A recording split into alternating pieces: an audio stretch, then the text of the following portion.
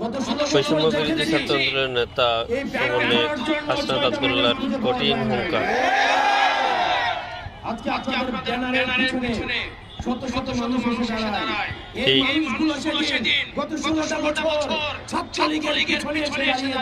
একদম ঠিক কথা।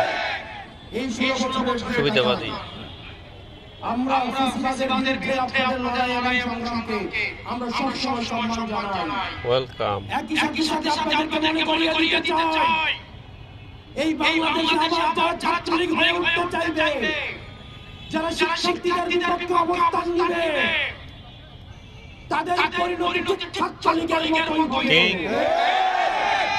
সুতরাং আপনারা শিক্ষার্থীদের বিরুদ্ধে অবস্থান নেন না। গত 16 বছরে আপনাদের নির্যাতন নিপীড়নের কথা বলা যায় না।